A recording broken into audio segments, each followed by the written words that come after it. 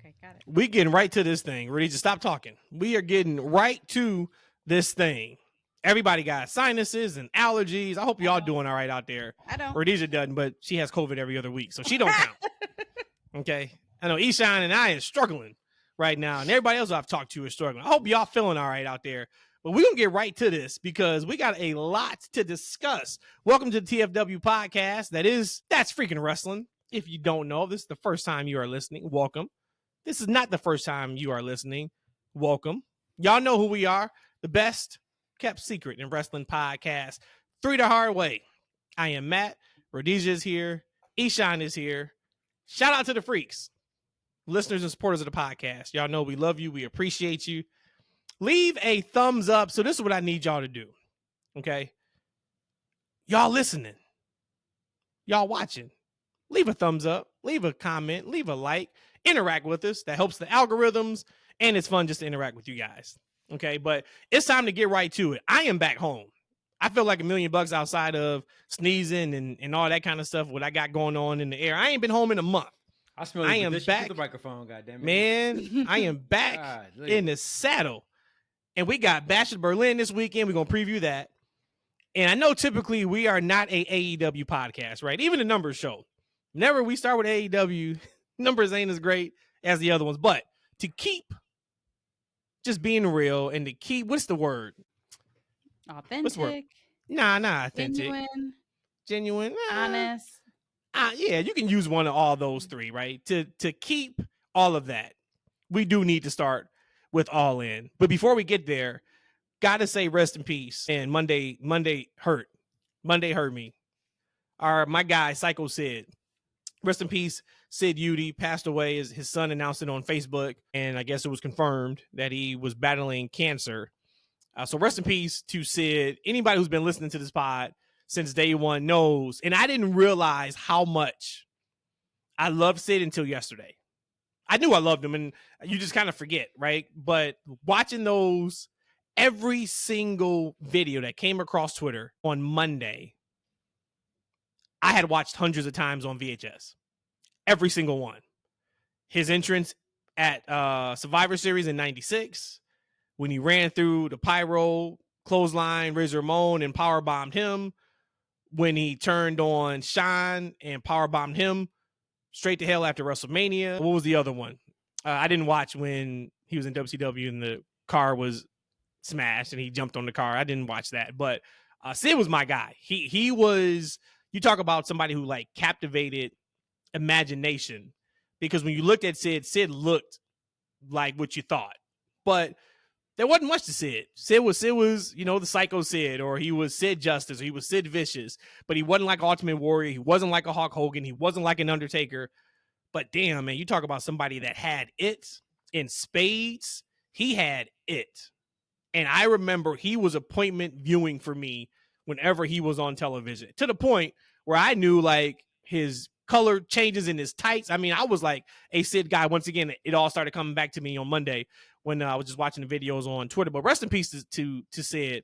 The reason why I love the powerbomb the way I do, the reason why probably I love a lot of these big men matches was because of Sid. Sid is way before your time. I mean, I'm sure you probably maybe saw a little bit of him. I don't even know where. Have you ever seen Sid, or seen, even if it's like back on the network, have you seen him work at all? Nope. The only thing I've ever really seen of Sid was his entrances. So usually he'll be in somebody's top something, and then they'll just always show like him walking down to the ramp or walking down the ramp. But the videos I was seeing, one that you posted on Twitter about him powerbombing Razor Ramon, that's sick, because Razor was no little dude. And for him to powerbomb him that way, see why when I first met you, all you did was powerbomb. You used to powerbomb pillows. To this day, you still powerbomb pillows. You powerbomb me, Matthew, but it was always you. So like he's not lying. Like he was definitely affected by Sid. That's all Matt would do is power bombs. That's all he did. Out of all the moves that he does, the clotheslines, any of that, it's always a power bomb. Always a power bomb. I sent E a text yesterday, which I just looked at. I keep, remember we had our show months ago, like our top 20 wrestlers. I keep that just so I kind of can reference it. He was number 11 on my list, but I had texted E. I think Brandon was in the text too. And I was just like, when I heard the news, I was like, damn. And then my first reaction was, let me text dude to let him know. And so that was like a double whammy for me because my dad knew how much I loved Sid. He was a Sid fan. Sid was the reason why we ordered In Your House. One of the first In Your House is $14.99 against Big Daddy Cool Diesel. DQ finish. Never forget it. I know you know. Who won? Or I guess it was nobody won. It was a DQ finish. So yeah. like it was a DQ and then Diesel won. He kept the championship. That's why I knew it was some bullshit in the game. When I was like, okay, In Your House, we finished the pay-per-view on a DQ finish. Yeah. I knew what In Your House was all about. Then they moved to $19.99. I think they moved to $24.95. That's a whole different conversation. But Sid Vicious, man. What you got? Yeah, R.I.P. Sid. One of my favorite guys, man. You know, he'll always be for me Sid Vicious because that was my first introduction to Sid. Was Sid Vicious. I had a hard time with the Sid Justice thing and never liked it. But I was really excited when he came to WWF because I always thought he was an appointment viewing. He was great. Almost in anything I saw him in, he always had it. As you saw, he had that presence on the microphone. He can go for a big guy. I thought he was amazing. I think I was talking to maybe Rips. Shouts out to him on PWM pods, and he asked about Sid. And I said, hey, I don't know why Sid wasn't a bigger thing. He had all the tools to be. I know it wasn't because he didn't have the talent. And we always heard it was like he was a softball guy. Softball, that's why. Yeah, it was like softball season, so he got to go. Yeah, so he was like the original part-time guy. Like, softball he'll wrestle. Legit. It's legit softball. So like softball Sid. I guess he will wrestle half the year and then he'll go play softball the other half of the year. And sometimes he's like, yo, I'm out. I'm about to go play some softball. And then he'll leave for it. I'm not sure, but he should have been a much bigger deal because he had all the tools back in the day to be a really big thing. I just knew when he got to WWF that he was going to be the guy. And this is before I really even started getting to like my smart fan type phase. Mm-hmm. I just thought that he was tailor-made for everything the WWF was at the time, right? Big, charismatic, can talk, blonde, muscles. He had it. The powerbomb was amazing. I remember that gruesome injury he had in WCW towards the end, which was really nasty. And I was like, damn, I will really love him to come back and do something else. And I think that would have been the last time we saw him as a full-time wrestler. But I was always hoping maybe I'll see him turn up in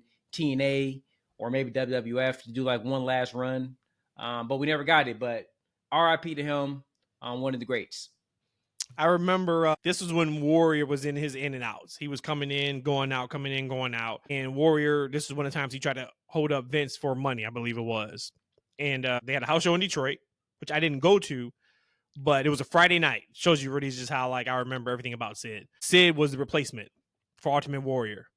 And of course I found out afterwards. And I was like, damn, I wish I would have been at that show. That's how much of a Sid guy I was. Like he replaced Ultimate Warrior. And I mean, it was just he was just fantastic, man. I remember his run in ECW. It's a funny story about that. I don't even know if I ever told you this, Rhodesia. So they were in Detroit on the state fairgrounds. And this was, I had a hotline back in the day that I used to do, wrestling hotline, 438s we used to call it, because every number started with 438. And actually, Bill Alfonso was on my pod, on my hotline. On your pod. And afterwards, after the show, we stayed around, and the guys who were taking the ring down tried to get me to come into the ring. And they were like, hey, man, if you can take one of us down, you're on the ring crew. And of course, like I was nowhere near as, muscular as I am now. I was just like a skinny guy. I was like, dude, this is a setup. Like, I'm going to get over in this barricade. Like, you guys are going to, like, kill me. He's like, no, man, like, seriously, come in the ring. Like, if you can take one of us down, you're on the crew. And he wasn't saying it, like, in a mean way. I was like, no, man, I'm good. Like, he's like, no, I'm serious. Like, just come in. And I was like, no, dude, I'm good. Bill Alfonso was kind of, like, hanging around, like, outside the ring. And, of course, back then, like, for that, all it was like a 10-minute answering machine. And we just found, like, the loophole to make it like a wrestling hotline and stuff. So I gave him my phone. He took my phone and cut like a 4-minute promo.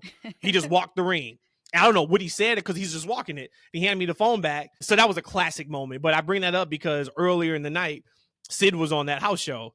And I found a spot to where like a lot of the wrestlers would like look at the show. It was like this little, wasn't even a canopy, but it was like to the side of the entrance. And I was taking photos of all the wrestlers when they were in that area. And I remember taking a photo of Sid and he looked at me.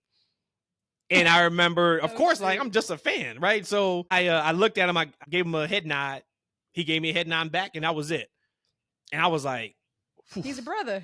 that shit could have He been did a bad. head nod, huh? That could have been rough right there. That was the down head nod. That wasn't the up head nod. Oh, got it. The black folks, we do the, what's up? We go up.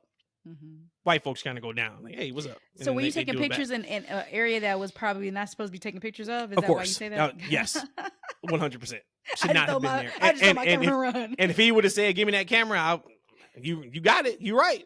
I shouldn't have been doing it.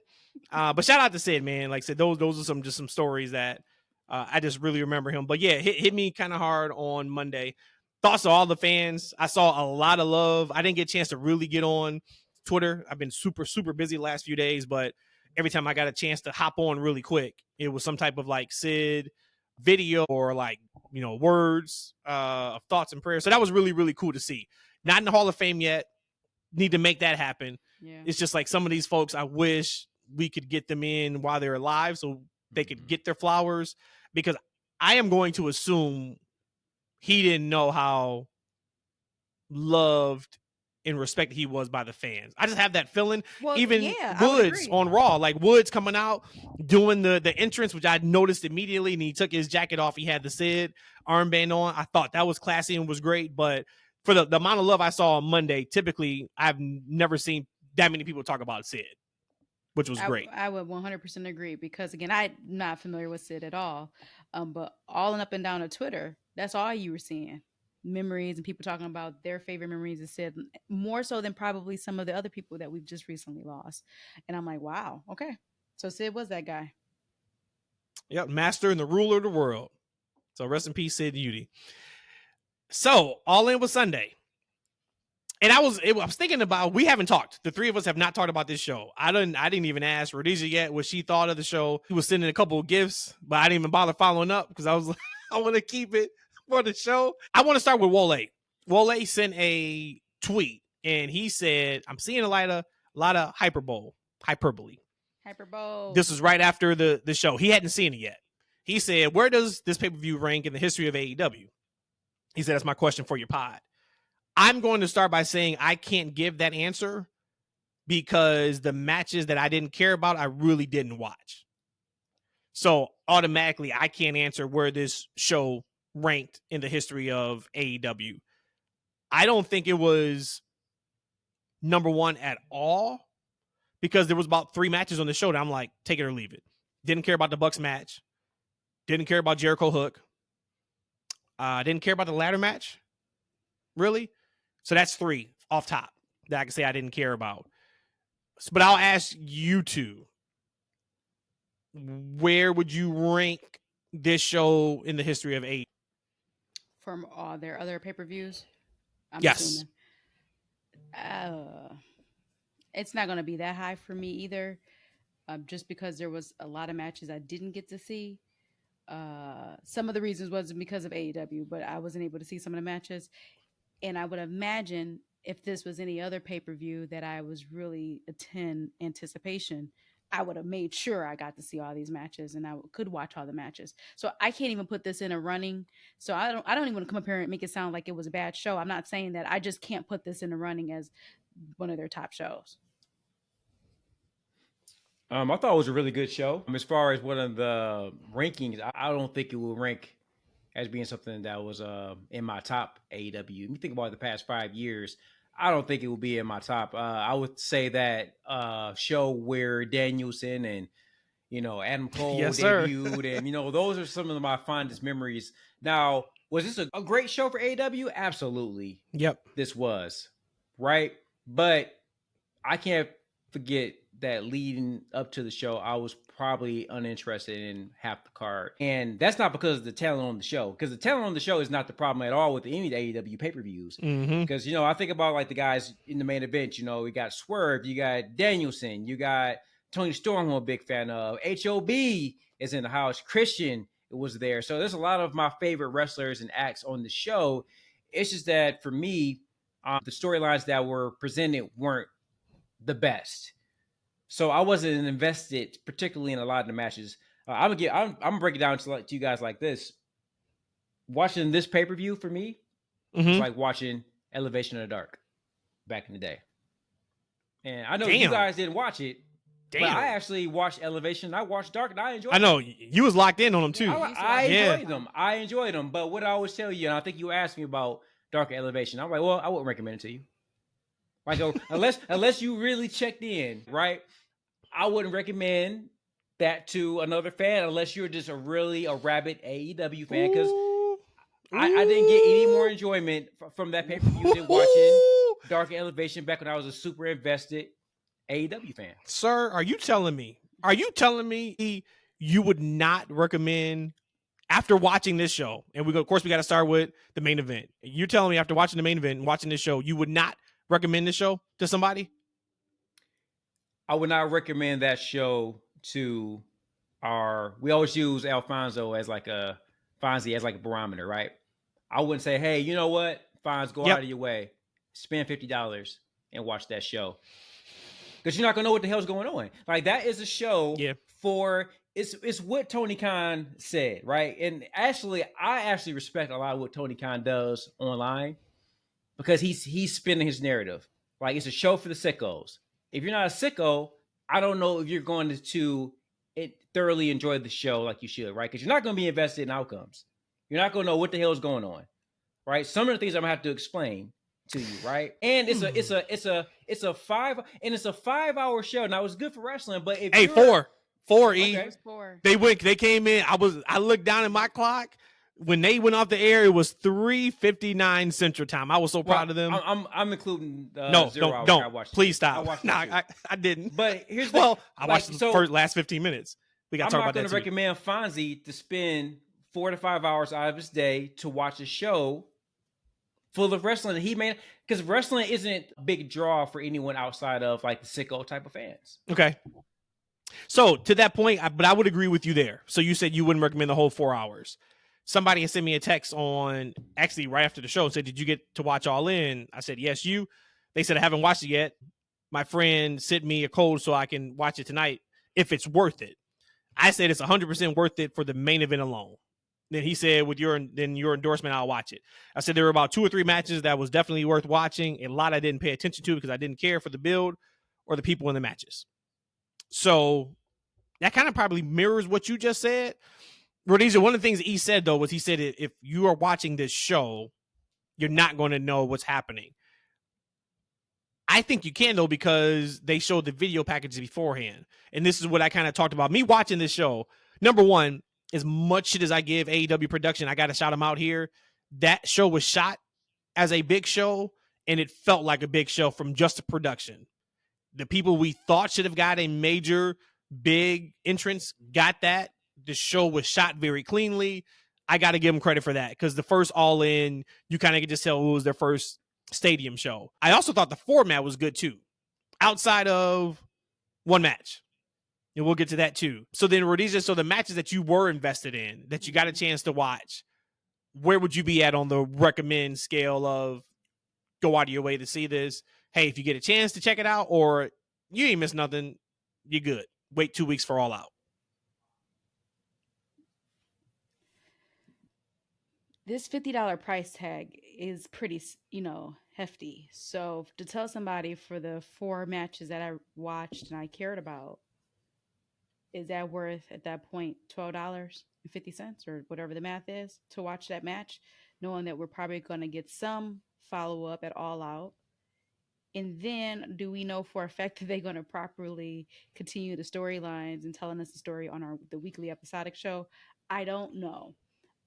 On Sunday, watching it right after it at 3:59 Central, I was like, heck yeah, this was it. So I think then I absolutely would have said yes, for those matches I did watch, that it is worth watching and worth going out of the way to pay for it. But today, again, because we have so much great wrestling, I don't know. I don't know. And is that a cop out? Is 100%, but that's fine. I mean, that's what you do. That's what you give me. I'm a woman. No, you know what? I'll be honest. Rhodesia said no, but she don't want to say no. I get you. I'm with you. That was no cop out. So no, I'm gonna just say based off of it being a $50 price tag, knowing that we gonna have to cough up another $50 in 2 weeks, that half of the stories that we probably saw on All In might have a follow up at All Out. No, it's not worth it. unless you have. If it's free, but it's worth to see it. But the $50 Well, is hard. That is just like well, hell, people. If we wanted to play that game too, and that's not to discredit what you're saying, like what you said is valid. I would love to go back and for the last 12 months look at WWE PLEs and see what would be worth $50. I don't know if many of those I would say, hey, it's worth $50. But some people get it for $2 a month, the whole network, or $9.99 at most, or free. Okay. There you go, or even free. Then it's easier to stomach that. That's the key thing, Rhodesia. You said it like that. Like, look, it's $3, $50. Yeah. Right. Like, right. Yep. Hey, on your Sunday, 4 hours out of your day, $50 for half the show that you might enjoy. Yeah. Like, right. That's a hard ask to somebody who's not super invested. Now, if somebody who's like us, who enjoys good wrestling, sure, absolutely. Now, for Brandon, for instance, like, right, he had some things going on the weekend. If he would ask me, say, hey, E, I missed the show. Should I order it? Nah, you'll catch up on Wednesday. Right. And that's respectfully. I mean, that's kind of how I feel too. Oh, because of the $50 price tag. If that joint was $10 or if it was free, for sure. $10, absolutely. Because just like you said, that main event alone was worth it. So yes, let's get to it. Let's get to it. Bryan Danielson win the AEW championship. I'm eating crow. Well, one of y'all take it away because outside of the norm. So like what I don't want to do on this show is just kind of like, because we could talk about this show honestly for about 2 hours and give it up to where it needs to be given up at. Right. So but I do want to give them kudos for what they did. Start with the crowd, 56,000 people, whatever it was, major deal. That main event. Now, I can't talk about, I'm not going to rank that match in like the annals of AEW history or anything. I'm not doing that. No? No. What I can say, though, that was an incredible match. That was an incredible match, and it was probably definitely match of the year candidate by the time in December, for sure. And if somebody was to tell me, hey, that match was a perfect wrestling match, I wouldn't argue. And the reason why I say that is because once again, on this show, we talk a ton about stories. Got to get us invested. They told a incredible, beautiful story throughout that match.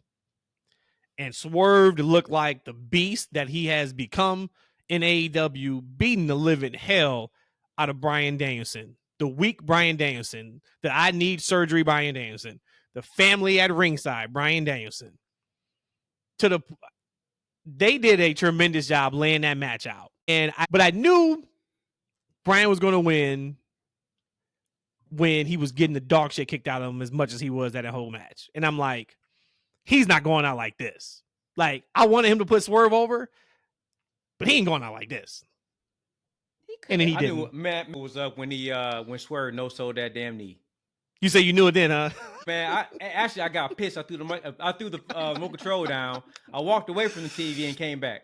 He said, "I know what this means." No, not that he was losing, but I'm like, all right, bro, you gonna no-sell this man's finish? What a moment though, and oh man, like motherfucker, that man ain't goddamn Ultimate Warrior. He was in that moment, but this is where we talk about. In AEW, when moves are bastardized and we come on here and we shit on them, right? We talk about the tombstones on the outside of the ring that doesn't even get a 10 count. We talk about the 360 power bombs into glass that doesn't even finish the match. We saw two moves that have been protected in the entire run of AEW, and we saw them either no-sold or kicked out of. We saw Swerve's finish that nobody had kicked out of before, got kicked out of. We saw Bryan's psycho knee. Swerve didn't even fall. And that's why those moments meant so much when it happened. But so that's why there's a difference between kicking out and no selling. Like I take, like, as far as like one of the best, I take a point and a half off of that shit, man. Like I just don't think that was needed. Oh, see, I did. Well, it was needed because of what they were telling. And then I love the part where Bryan was getting kicked and then he's screaming at his family, yep. I love you. Like this is incredible stuff. I enjoyed everything about the main event. I really, really did. I've been talking about for weeks now. I was matter of fact too, so I was wrong. Tap, my bad. Said Swerve was beating Bryan like at All In. What are we doing? Mm-hmm. This is where it's not an issue. There's no way in the hell you can have an issue with Bryan winning the AEW championship. This is where I feel like there was a miss. In this entire build of this match, I didn't care to see Bryan Danielson win the AEW championship. For me personally, that ship has sailed. Because I felt like they had opportunities for years to put the title on them, and they didn't. I personally, as a wrestling fan, did not care about Bryan Danielson holding the title right now in 2024. We'll see on Dynamite evidently what his future holds. Does he walk away and give the belt up, and then they do Swerve and Hangman for the championship in 2 weeks? Do they do a tournament? Does he try to walk away, but then he stays? Now I'm more excited to watch Dynamite than I've been in a very, very long time. So that was my issue with that. So that was that. The second issue I had was the whole point of us getting Swerve and Ospreay months ago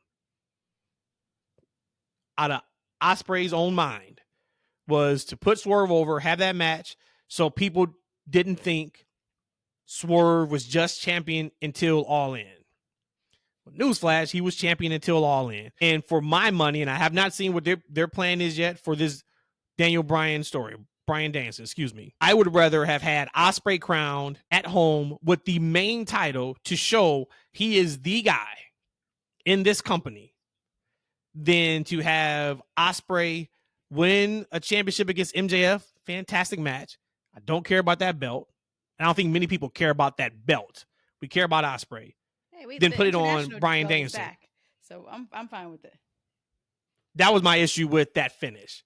I just felt like if you're looking long term for the company, like, damn, but you had your opportunity to make Ospreay forever, and you kind of didn't. So I think all three of us, I don't know if we didn't do predictions. It sounds like you definitely thought Swerve was going to win, or you wanted Swerve to win. How did you guys feel when Bryan won the championship? I want to go back just a little bit. I also believe that there was no way in hell that Bryan Danielson was going to win the championship. Boom. Right before the show, the day before, Matthew was like, "Oh, Bryan Danielson is winning." I was like, "No, he's not." And he's like, "Yes, he is. He's going to win." I'm like, "There's no way possible he's going to win."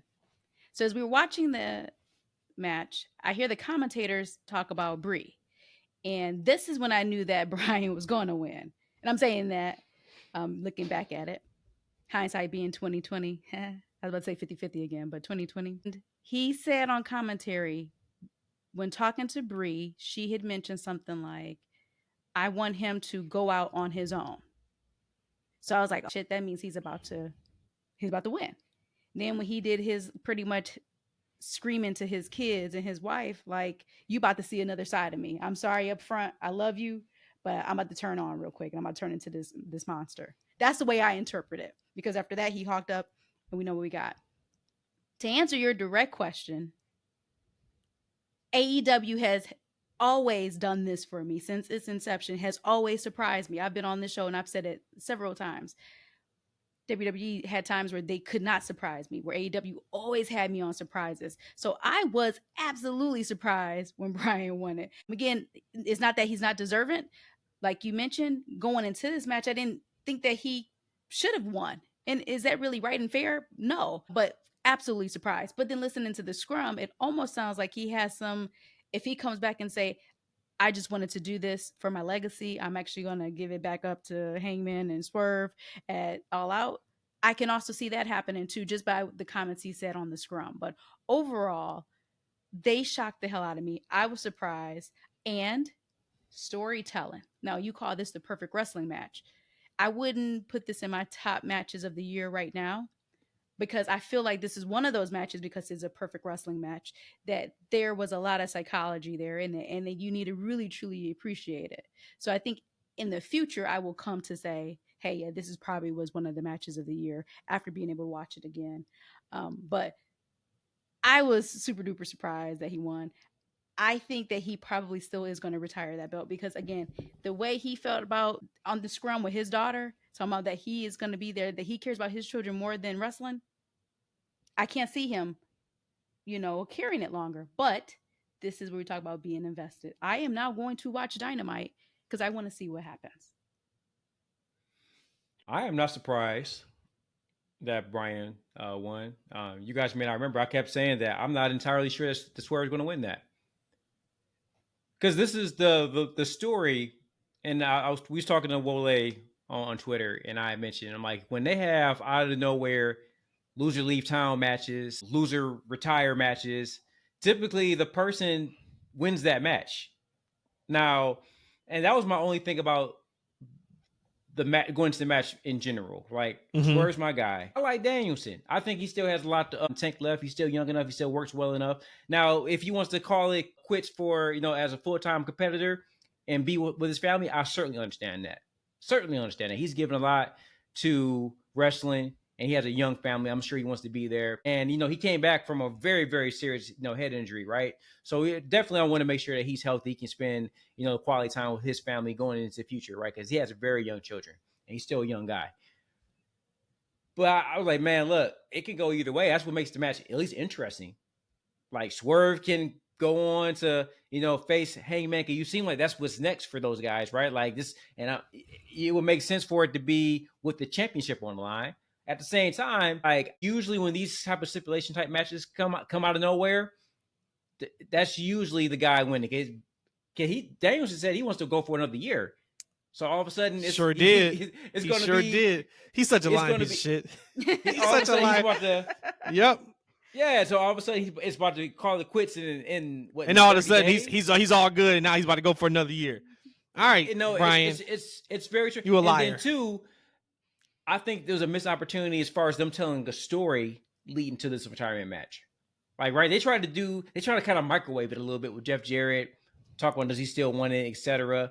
But where's the long-term storytelling maybe 3 months ago when kind of planting these seeds to get to this moment to make it mean more in the match? It seemed like there's more at stake to me. I felt like. Yeah, I agree. The timeline I think it was there. It's just they didn't do a good job in that, because that whole interaction with him and Jeff Jarrett, that was like a good 8 weeks ago, right? No, it wasn't that long ago. It felt like it was in June. It felt like it was in June. It was July. It was actually at our Dynamite. I think that was the first interaction they had. That was July 3rd. So month and a half or so. 6 weeks. Yeah, but I think so. Bryan has been on this story of upward trajectory and upward mobility kind of all year. I just haven't cared about it. It's like, I don't like, it started at Wrestle Kingdom in January. I just haven't cared about his story because I just felt like it's too late. Like, it is too late. To your point, sounds like, once again, and he said he enjoys lying. He said lying is fun. Sounds like this whole thing was a lie, and Bryan's going to be around for a little bit longer. I do not see him, knowing Bryan the way I do, and they gave him an incredible moment. I also think you could do that moment at another show if you wanted to give him that title and wrestle in front of his kids and all that. I know it's not all in, but they do big arena shows consistently. They could have gave him that moment. I don't think, knowing Bryan the way we do, he is going to, or he would have had Swerve put him over just for him to drop the belt in 3 days. I don't think that's happening at all. I think we got him for a little bit longer. We saw Nigel come back. I don't think there's any way we don't get Nigel McGuinness and Bryan, for sure. Bryan even said there's a lot of people on the roster he still would like to wrestle. Oh, well, I definitely don't think he's dropping the title anytime soon. Like,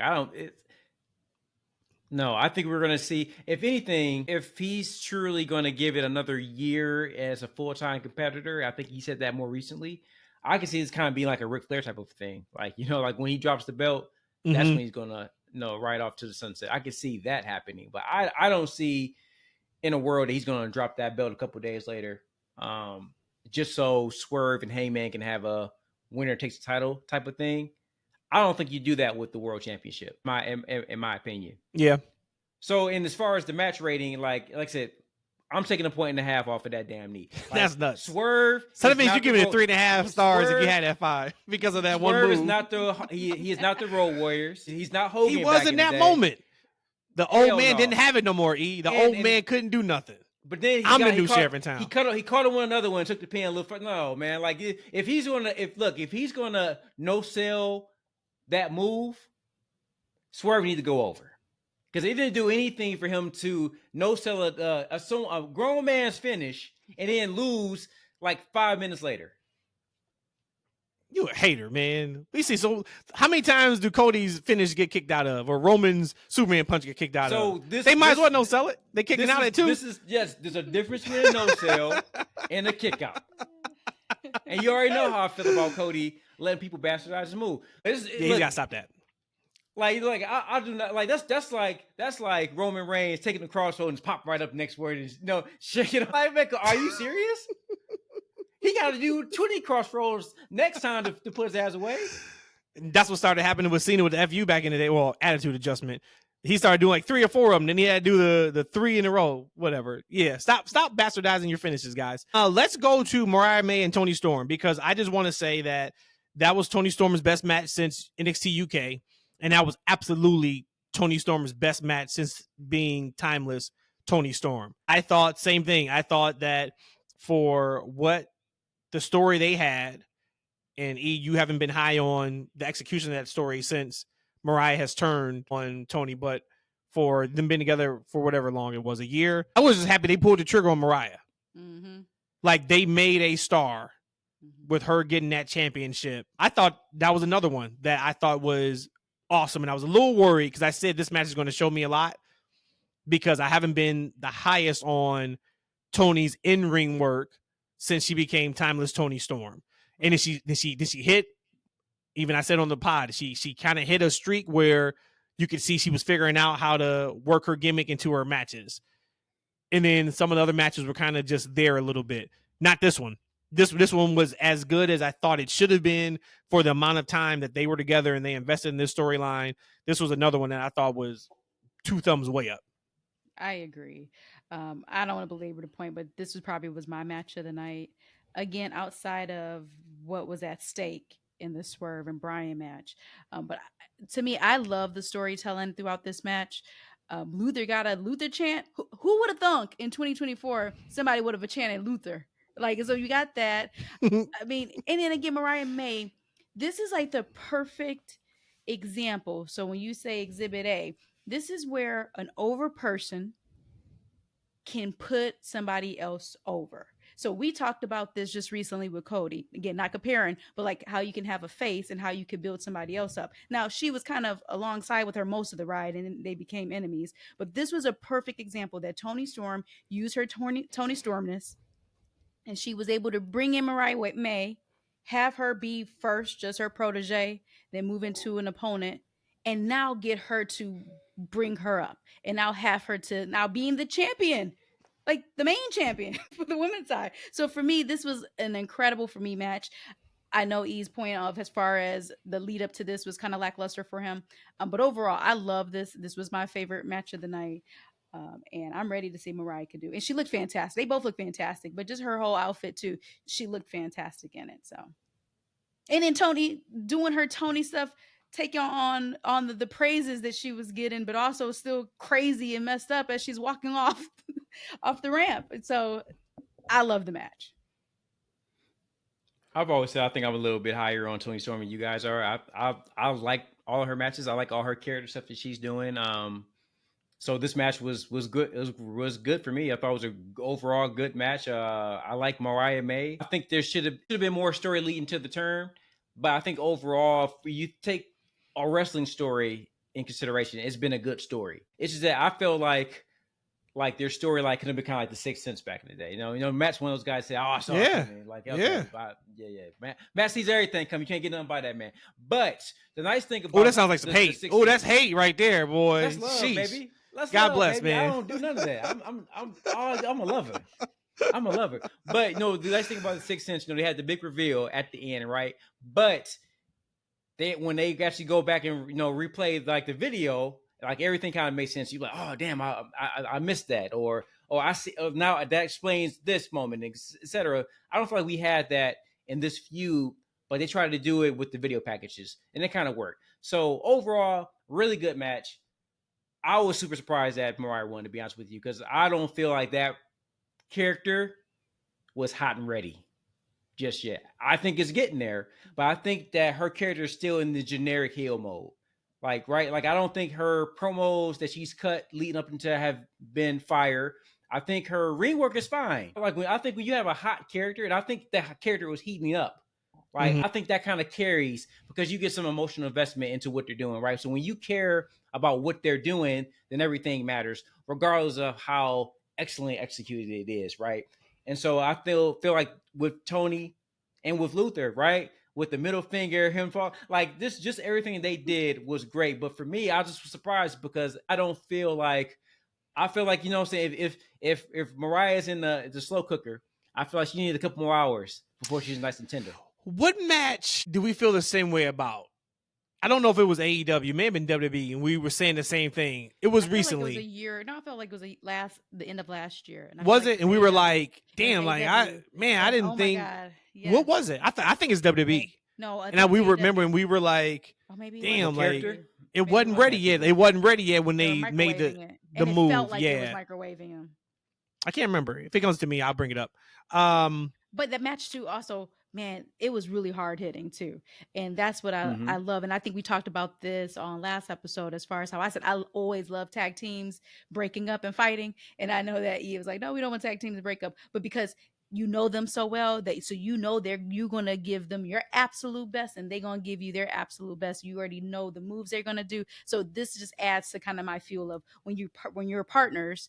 Those matches just hit harder, literally and figuratively. And the story called for it, right? If you can see through their physicality, then it's like, all right, y'all really don't hate each other. And then once again, because we talk a lot about story, and I want to big them up. The story of Toni Storm not wanting to use the shoe, when she had the opportunity against Mariah. Yeah, loved it, absolutely loved it. What do you guys think about Ricochet's debut?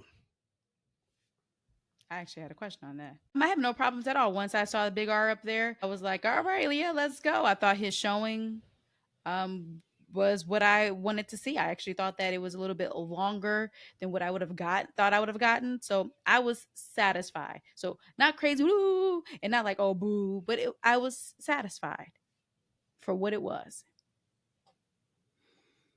It was all right. I have a follow-up question on that. So what you think? It was all right. I mean, it was a debut. A debut. A debut. Yeah. I was happy for him to get that spot. He looked great. Ricochet's going to look great though. He's going to look great, yeah. And he's going to show folks how good I think he is. Why he bald? But if we wanted to nitpick, we could nitpick in saying why debut him in that match. But I know I saw somewhere, I think Tony may have said it, Tony Khan, that this battle royal they feel like is becoming like a staple for AEW, which it should be.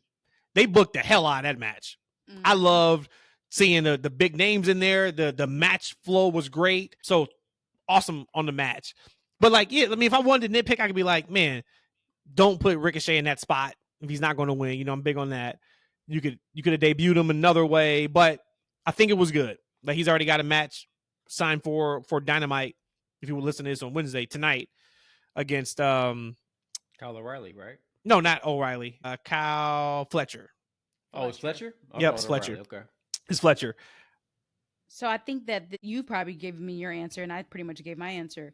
What I was going to ask y'all, because I was seeing a lot of hate on the internet about Ricochet. Do you feel like they buried him because... No! You know what? And all you got to do, Rhodesia, when you see this stuff like that, click on the profile. If they got WWE in their name, you know what it's about.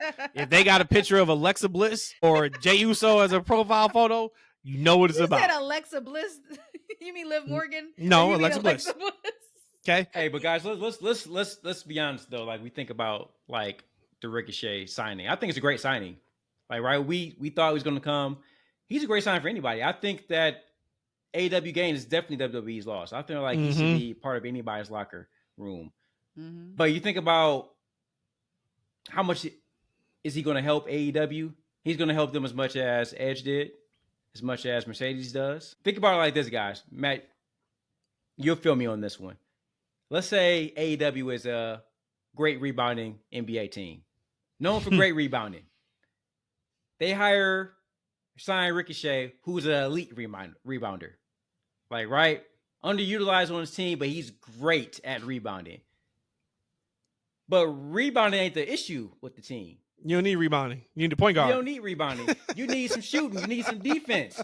Like, right? So unless Ricochet can bring something more than he's shown over the years, it's not going to mean nothing. Now, if he can shoot corner threes at a high clip, then he's going to change the entire dimension of what they do, right? Or even better, E, you need a head coach.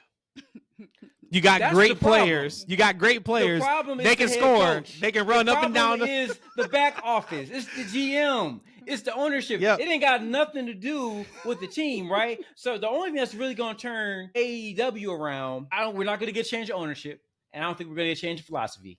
What'll turn AEW around is going to be the NWO. It's going to be The Rock. It's going to be Stone Cold Steve Austin. It's going to be Roman Reigns. It's going to be Cody by God Rhodes. It's going to be the Bloodline storyline.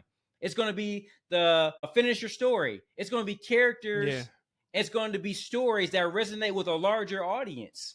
So unless Ricochet can bring something different, much like Will Ospreay did, right? Because originally I'm like, Will Ospreay's already been there, right? But when he got signed to a full-time contract, it unlocked something different in that man. Like the presence, I don't think he's a great promo yet, but his presence is undeniable. Yeah, like his charisma, his it factor is undeniable, right? That's something that I don't think anybody expected at the level that he's gotten, right? Ricochet can bring some of that to the equation. Absolutely, he's going to help that product grow. And E, I know NBA and basketball references, okay? Well, I don't know if you watch basketball like you do wrestling, which is jeez Louise. Speaking of basketball, it was something I was going to ask y'all about. We should do a basketball podcast because there's a lot of questions with some of this news that be coming out. I won't do it here though. So yes, thumbs up. I may watch wrestling with your eyes closed. So I don't know how you do basketball too. No. So. Oh, she definitely be doing it big. She was never mind. So say it. No, never mind. Jamie Hayter. Say it. All right. So I got two things that I gotta talk about that's a negative. And they both involve women on this show. And Jericho, but we were over Jericho. Whatever. I did think it was incredible that Taz got a moment of putting the Taz mission on with Hook. That's a WrestleMania type moment. Yeah. Maybe we can start saying that's an all-in type moment. I thought that was great. Once again, talking about stories. He's been involved all this time. You got to get off commentary when I'm coming out. And so for him to get physical, tremendous. He got a huge pop. Jamie Hayter, 15 minutes until All In starts. 15 minutes left on the pre-show. Jamie Hayter comes out. Of course, we all love Jamie Hayter. Great to see her back. Looks great. I know nobody's happy about her coming out on the pre-show. So let's switch this. And then I'm going to say what I would have done differently. E, I'm going to leave this one up to you. Tell me why it was a good idea to put Jamie Hayter. You got to sell me. It was a good idea to put Jamie Hayter on the pre-show and not the main card.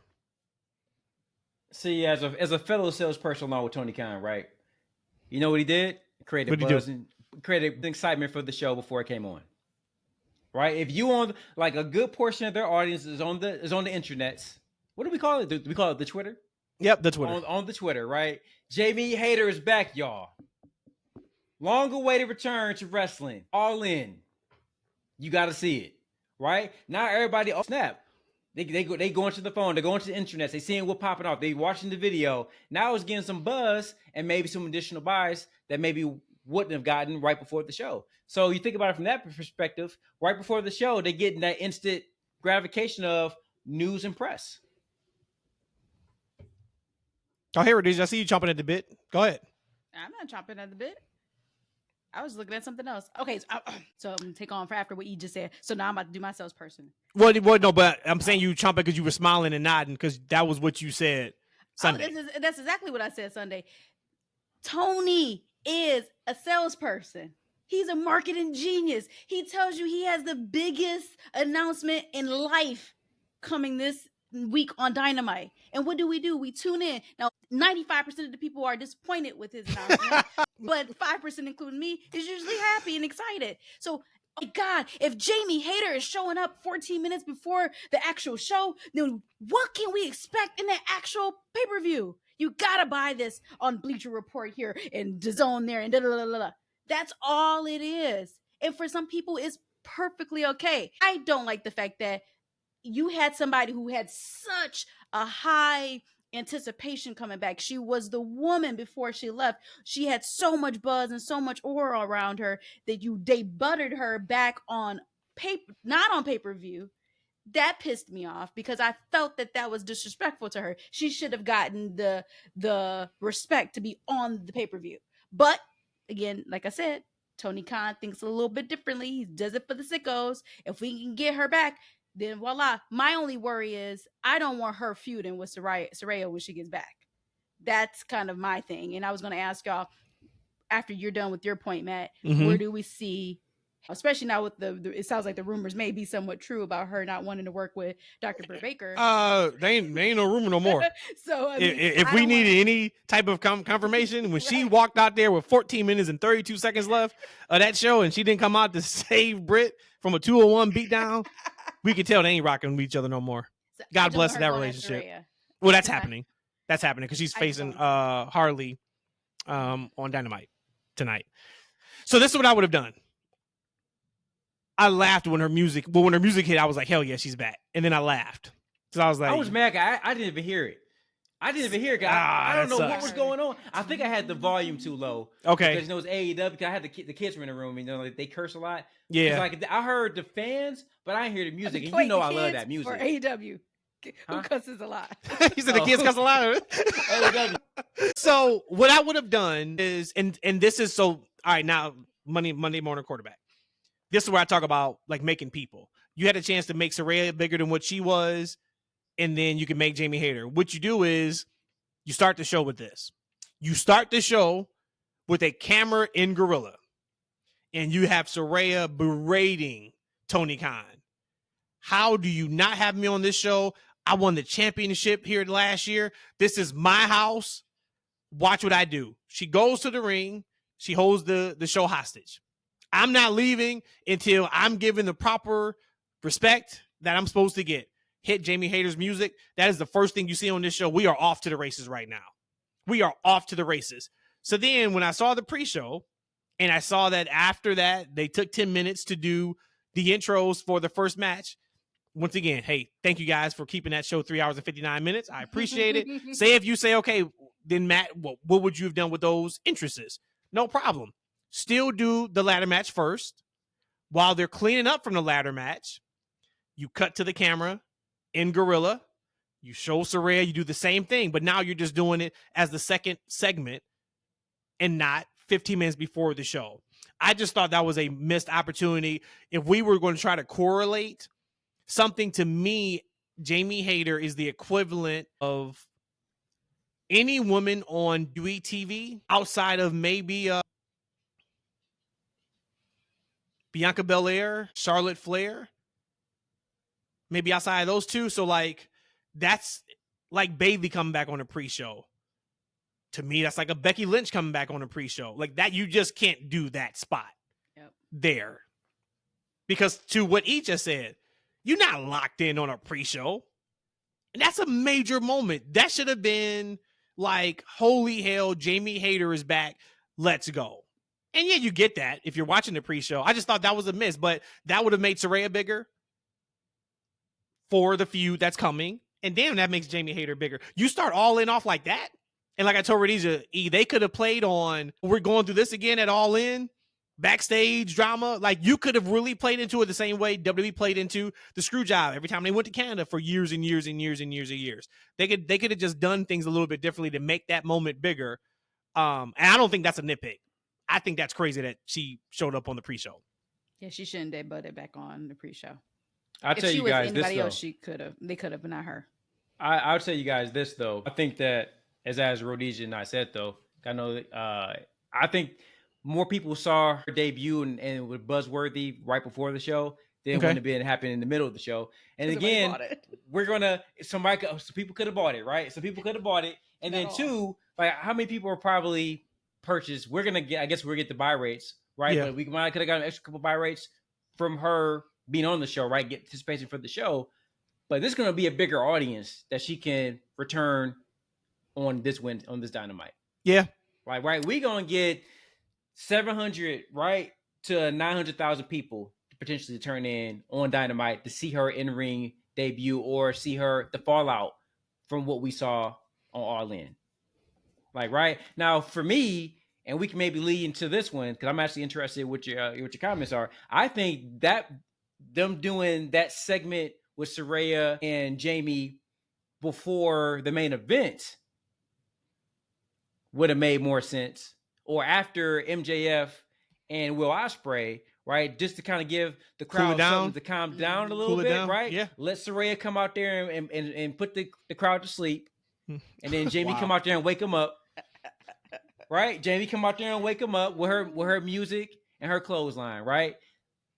That might have helped out some of the matches, especially some of the matches that had to follow that MJF and Will Ospreay match. But now at the same time, now you got it begs the question: if she comes out in that segment, where does Mercedes and DMD go? Because if Jamie's not coming out to make the save, if she's in the building, right, and we just saw her, why isn't she coming out in that match? She don't rock with her. No, you know why? You put that match on the pre-show. That's where it belonged. Oh boy! Wait! Can, before you do that, oh boy! Can I make this one comment? Go ahead. You make the comment. Yeah, go ahead. For Dynamite, Tony Khan, listen. If you do not start your show with either Bryan Danielson, Mariah May, or Jamie Hayter, you suck. Matt, continue.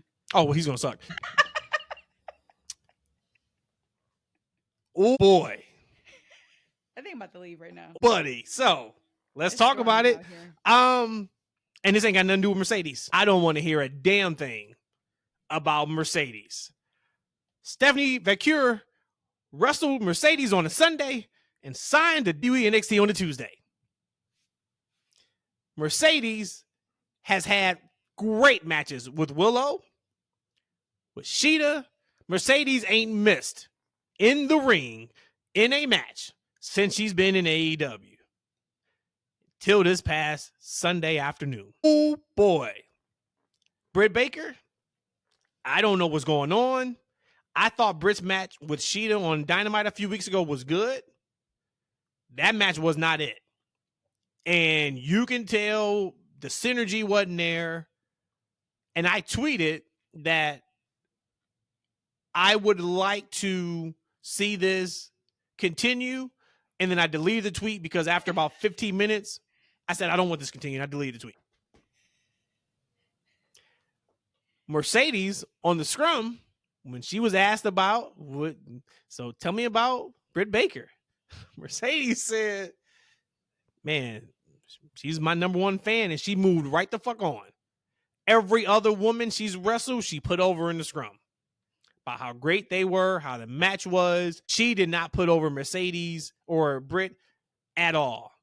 That was not a good match. You already put him behind the A-ball, E, to your point, going after MJF and Ospreay, which they killed it. We don't have to talk about that. Like, they did what I thought they were going to do. Hell yeah. But, oh boy. So, what's next for Miss Britt Baker? Rhodesia and Eshaun? She called her. That's how you feel about her? I'm just asking. You didn't call it a B word, did you? No, I didn't call it a B word. You almost did. Like you said B word. I'm still like in like disbelief, like when someone that you endeared for a while and like, let's say they're just a friend, and then all of a sudden everybody around you is telling you that like your friend is a piece of crap, but you're like, but I don't see it. She's actually a good person. She's a doctor. She's nice to me. She's a professional. She's nice to me. She pays her employees, and that's how I'm thinking in my head. But no, they're like, no, everybody like, no, the girl you rocking with, she ain't it. She's probably gonna get you in a fight with somebody. And I'm just like, no. So I'm just in that moment right now where I'm like, who do I believe here?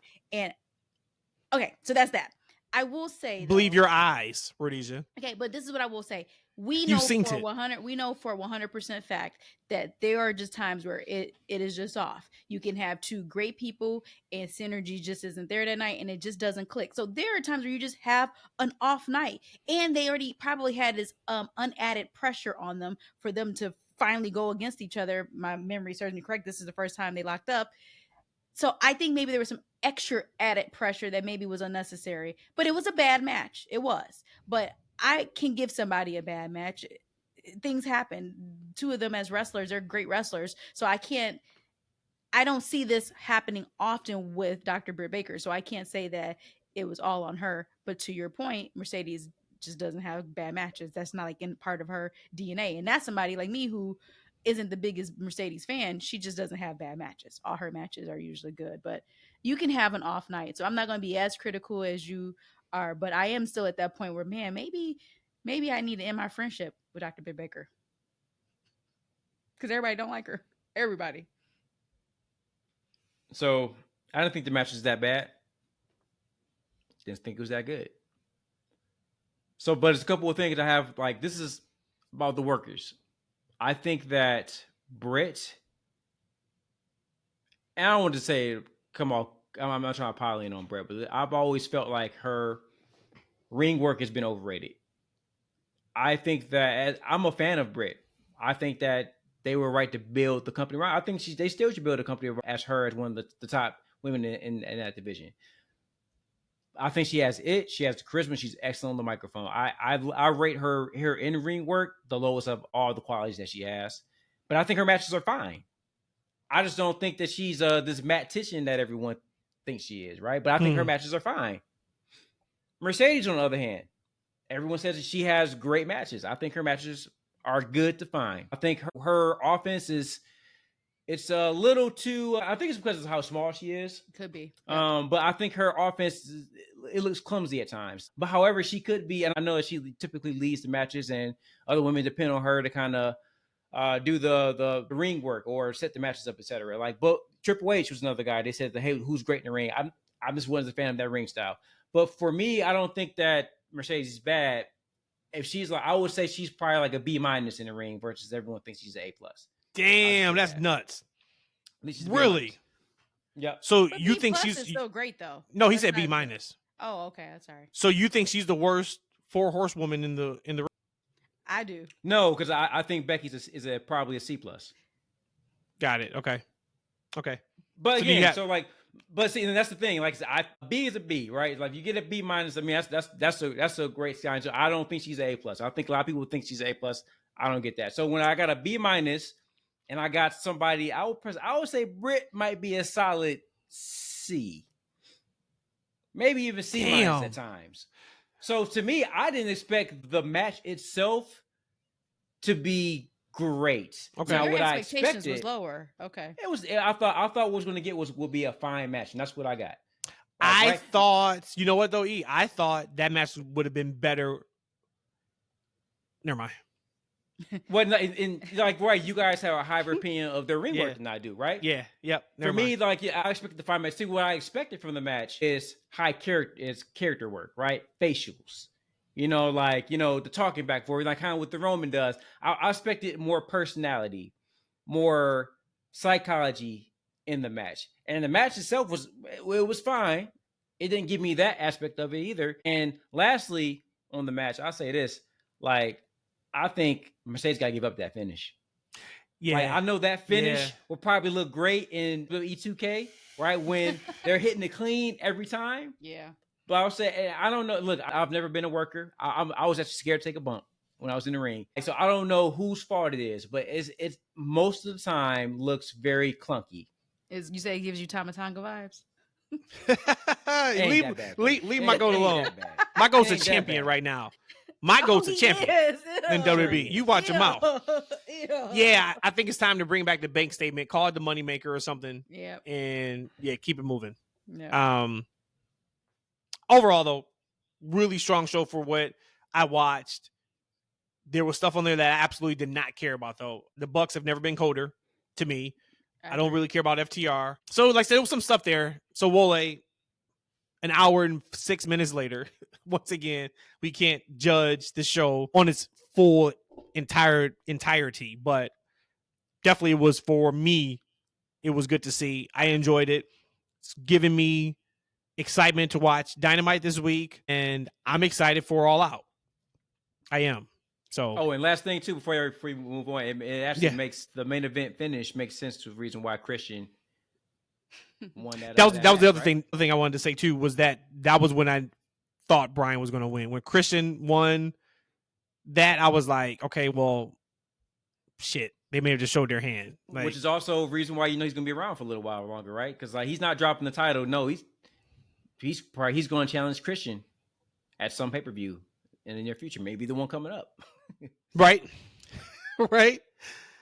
All right. I have one final go ahead. thing Go ahead. on it, and this might actually, I just forgot about it, and I just thought about it. So Wole, actually, it is absolutely worth buying. Oh, it ain't, because it was actually on the pre-show. So on Dark, what is it called? Dark 0 hour, 0 hour. Yeah, sure. Don't worry about it. Just Listen, in the pre-show. I've seen the best spine buster since Bautista. Oh, how did I miss that? Okay. Shout out to Stokely for wearing the Remember the Time Michael Jackson. Shout out to Stokely for that. Was Yeah. the best. I just never thought I can't even get it out. When I saw Statlander do that, and he does a spine buster, I'm like, okay, that's enough. You got that. You got Hayter coming out talking about buy this pay-per-view. Take all my money, AEW. Actually, everybody go pay $50 to go see All In. All right, we're gonna move off that. We went through all that. One spine buster sold you on the show. Before we get to the Bash preview, I do want to ask, and Rhodesia, go ahead and pull it up if you haven't yet. I do want to ask you guys. So WWE ranked the top 10 entrances of right now. What's your guys' thoughts?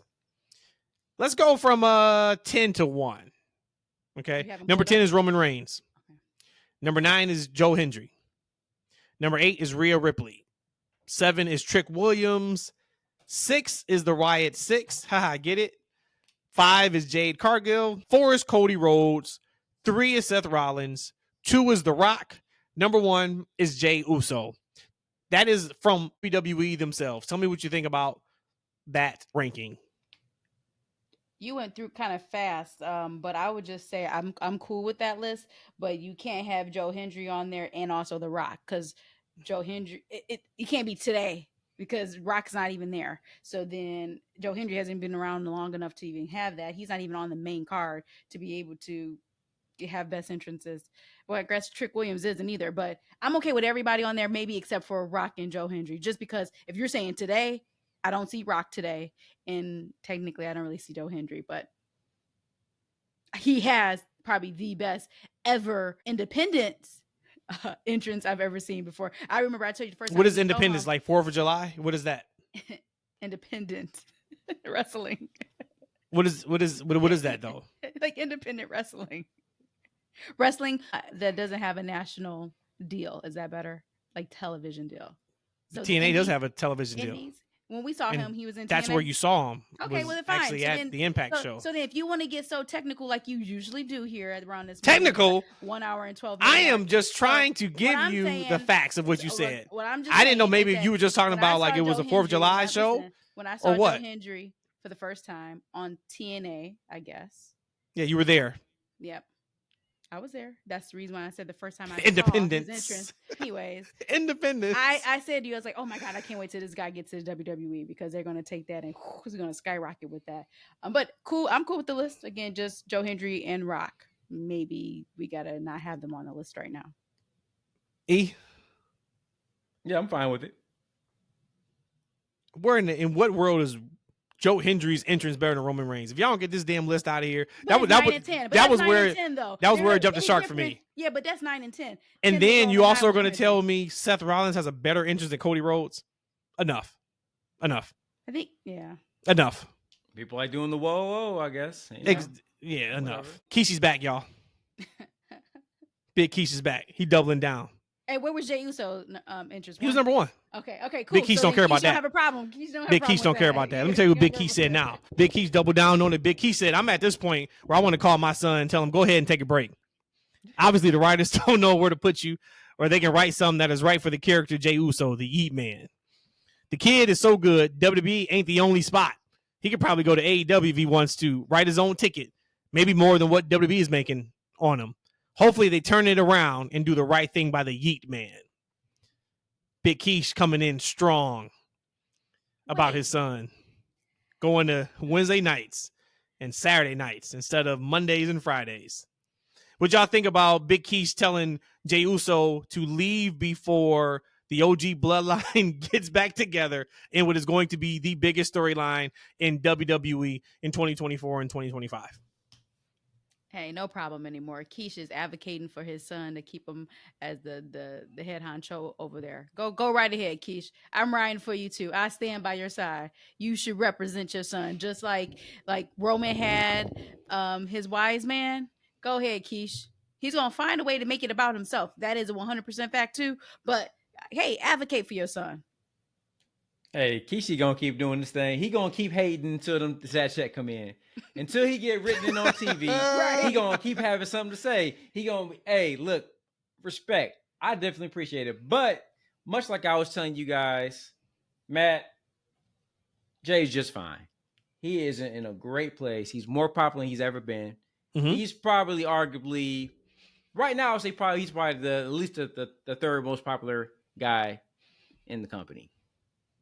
Like, right, merchandise Behind who? Hook. Behind Cody and Roman? You got Roman, you got Cody, and you got Jay. Okay. And that's hell of a company. Yeah. That's hell of a company, right? And Jay's already said, look, I'm making more money through merchandise than I ever have. I'm popular. I'm doing my thing. Dad, chill out.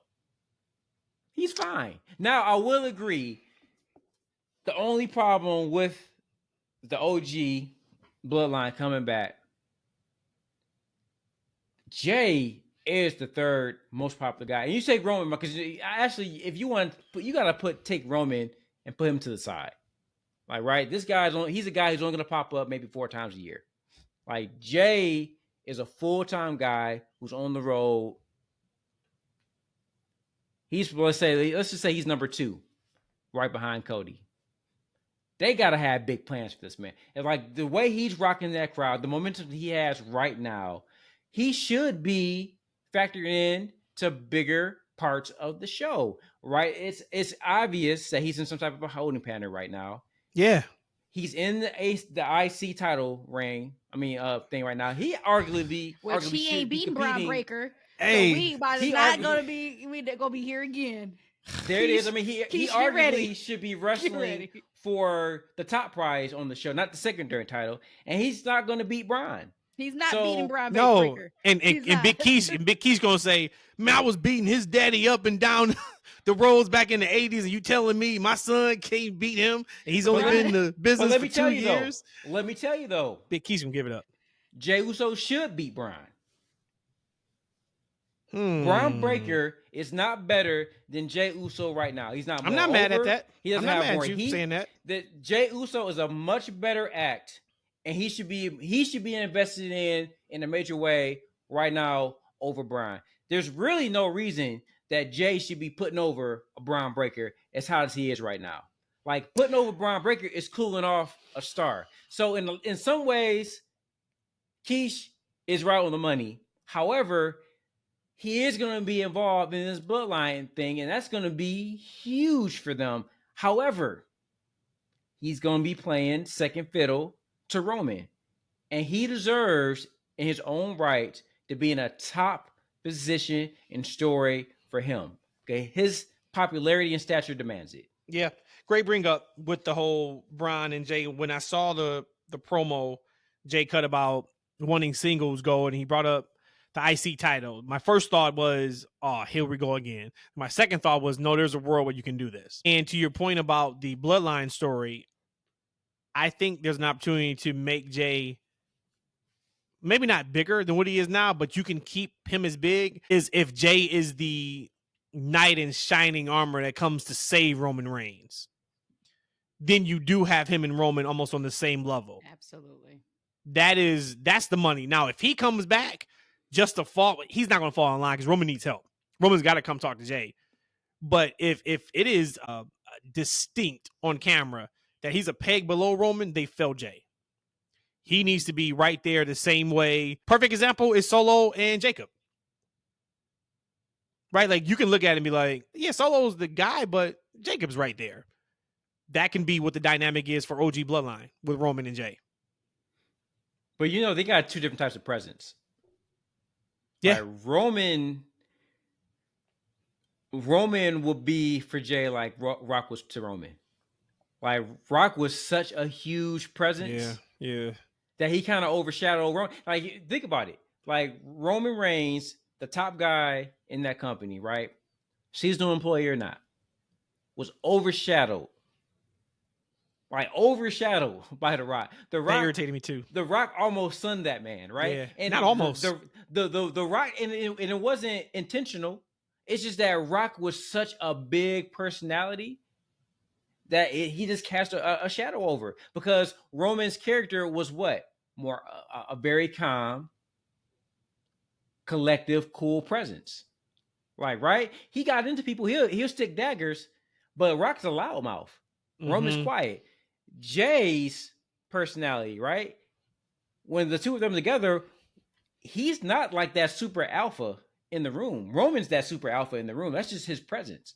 Like Jey is I'm happy to be here. I'm having fun. Yeet, like, right? Like matched up next to Roman's strong, dominant personality. Which one's going to shine brighter? That's true. Speaking of shine bright, I don't think that Bronson Reed doesn't have a match on the Bash, right, Rhodesia? Not right now. That's what I would. Okay. I got the card up right here right now. Hey, Yusuf, kiss my ass, man. Yusuf gonna tag me on Twitter from a tweet that said Bronson Reed got over in 3 weeks, while Karrion Kross has been getting crickets for 3 years. Oh, that's disrespectful. Kiss my ass too, E. Y'all gonna leave. If it wasn't for Karrion Kross, y'all still be doing the New Day Rocks chants. I wouldn't. Okay, I wasn't. And Karrion did that. We got Bash. New Day Rocks. I know you don't. Damn it. I wore a shirt the other day. I was going to ask you last time you wore the shirt. Bash in Berlin. That's Saturday. Let's talk about it. Let's preview this thing. All righty. Want me to just do the norm? You know it. All righty. So I'm just going to start here. It's going to be a 1 p.m. start time, Eastern Standard Time. And let's start with the WWE Women's Tag Team Championship.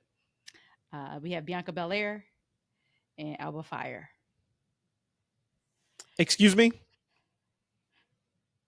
Bianca Belair, Excuse Jade me. Cargill. And... You didn't say Jade Cargill. Sorry. What are you? You need me to pull this up? No, I'm looking right at her. Bianca Belair. And you just stuck it too. You stuck it like Io stuck it on outside on that match on Raw. She stuck that thing for like 5 seconds. That was great. Alba Fire and versus as a champs versus Jade Cargill and Bianca Belair. Alba Fire and Isla Dawn, right? Mm-hmm. It's time to take the belts off the laughers that don't do anything but laugh. If I don't really know what the point of putting the titles on them were, besides giving them a nice moment in their home country, but it's time to stop this charade. Like, they've done nothing with those girls since they've won the championships, outside, I think, one spotlight match. Jade and Bianca, your 2-time women tag team champions. I echo. Ditto. Okay, we can move on. Do y'all even care about the match? No. Yeah, well, I know you don't. You thought it was like, I don't know if you was about to go with a 1-on-2 match or what. Yeah, I don't really care much about it. I mean, I am looking forward to seeing Jade and Bianca tag again in a big spot, because I feel like we haven't seen that since that match a couple months ago in a big spot. So I am looking forward to that. But other than that, no. Like I said, stop the charade. Let's get Jade and Bianca back out of a holding pattern and see what's next for them.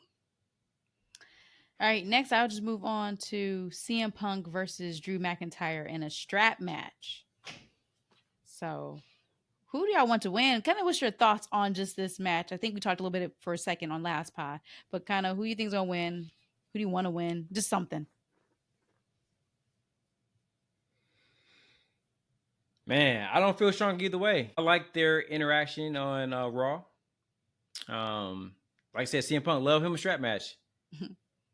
We'll see how this rank. I guess the intrigue is like, hey, can this be his match with MJF a couple years ago? I mean, yeah, which was great. But look, one thing that's there is that Drew McIntyre is awesome. Man, he is so great in his role and the way he does. In some ways, he almost outshines CM Punk in this a little bit. Mm-hmm. Mm-hmm. And that's hard to do. I almost kind of feel like when we talk about like top guys and people deserving of the championship, I've thought about, because Gunther has the championship right now, but I'm like, man, damn, Drew. When we talk about like the top heel on that show, Drew's there. Like, he deserves a big run with the championship next. I like to see him win this and go on to, I don't know how we're going to do it because already got a heel champion, but I like to see him go on and have a strong heel title run on Raw. He deserves. Did you forget? CM Punk told you, as long as he's breathing, Drew McIntyre is not winning the championship. He told you that already. That's why Drew whoops that ass. You gonna kill him until he can't show up the next day, right? And that's how you continue the feud. Because I'm all for them continuing the feud, right? And maybe like Drew whoops his ass so bad that he takes him out for a while. Because I don't think you need to have Punk at this age on every show, on every Raw. Yeah, I don't think it has anything to do with age. I think if you just want to keep them special, like don't have them wrestle meaningless matches. But I will say I'm not looking forward to this match. And I said it on the last pod because that's going to be the Hell in a Cell match in Atlanta. But stop I just don't like a strap match. Whatever. I'm just not. To me, this feels like a perfect stopgap in the story. When I say perfect, meaning like, okay, it's not the end. It's not the beginning. So we're right in the middle of it. And their segment on Raw Monday was fine. But at this point, there's only so much more. Like, I'm just hoping that something pretty significant happens in this match to make us want to see a third and for it to be at a pay-per-view called Bad Blood. Because right now it's like there's nothing one can say more to the other that hasn't been said yet. Mm-hmm. They've been physical since January, off and on, So now I'm kind of like, all right. But I'm not, to be honest, I'm really not looking forward to the match. I think the match is going to be good, I hope. Because I did like their SummerSlam match. But I'm kind of just like, I'm actually probably looking more forward, honestly, to the tag team women's match than I am this match. I will echo that sentiment. That's disrespectful. I feel like this is just a consolation prize. Like, we knew where this was supposed to have gone. And because, again, their bench is so deep in WWE, not saying Drew's on the bench, this is kind of what we got with Seth being gone. But I thought, like, a blood feud, I thought strap matches were like your final, like your rubber match. Am I not right? A lot of times it could be. It could be. To me, I feel like this should be like then the finality. And if you spoiling stuff and saying that we're going to see this at Bad Blood, like, to me, it's a waste of time. And again, in a strap match, I just can't imagine Punk beating Drew McIntyre and we're strapped together. Like, in my mind, I can't. Well, that would be the way to do it, because then you protect whoever loses. You protect them because they didn't get pinned or submitted.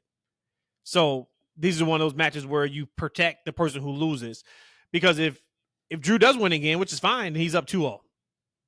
So does it make more sense? And this is a conversation we have right now. Does it make more sense for Drew to be up 2-0 heading into October, or does it make more sense for them to be 1-1 heading into October? Probably makes more sense for 1-1, but then wouldn't that just be predictable? So then if that does happen, then we already didn't really care so much for seeing this match. And now we're going to, as predictable, to me, is going to be even at the more bottom of this card of interest. I think generally there's more interest in the match. I mean, I think y'all going to lose too far if y'all think that y'all want to see the tag team championship like that. I do. Bianca and Jey should squash them. I don't want to see that match longer than 5 minutes. Like this, that should be a straight squash. And y'all looking forward to seeing these girls who don't have any kind of development outside of wrestling over Drew McIntyre doing this thing. And Drew McIntyre is doing like the work, doing the best work of his entire career right now. He is correct. Yes. And Punk is still Punk. Like, that's going to be a much better match than y'all expect. You know why though? Like, overall, I'm not excited about strap matches. That's why. If this was like, say this was just a regular 1-on-1 match, of course, I'll be more excited for Punk and Drew than the women's tag match. But a strap match, I think just inherently I don't like strap matches because I think about the times I used to get whipped as a kid, and I'm thinking about that belt. So maybe that's probably the reason why I don't like strap matches. It's on you, huh? Punk came out there with that strap, I'm like, oh my god! And you got the shivers. But guys, we ain't seen how many strap matches y'all seen. I'm talking A about lot, anytime I see a strap match, I think it brings back memories. This gotta be It like brings your back second memories. one. I don't think we've seen like before We've seen MJ. one. Yeah, here's the thing. In my mind, I keep catching myself. I want to say MVP. I keep wanting to say MVP. Yeah, but I catch myself like MJ. I mean, MJF and Punk is the first strap match that I remember seeing in probably, I want to say maybe like 10, 15 years. I feel like Dustin had a strap match. I feel like. You mean your ROH tag team champion? Oh my god. Hey, Tay Mello got cleared. She's cleared to Good. get back in the ring, which is great. Good for her. Yep. No, I've seen a few strap matches in the last. I think one of my favorite strap matches was Austin and Savio Vega back in the day. That was way back. That was before. That probably was hard, right? Like a hard hitting match. Like, yeah, buddy. Savio. Great I never strap saw match. it, but you saw Savio. Yeah, like, that was at in your house too. That Puerto Rican dude. Just harken back to what I said at the beginning of the show. I'm hearkening. Okay, so then do we care about saying who's gonna win? Or I think we're gonna say 1-1, right? Is what we need to see. Oh, that's a good one. I'm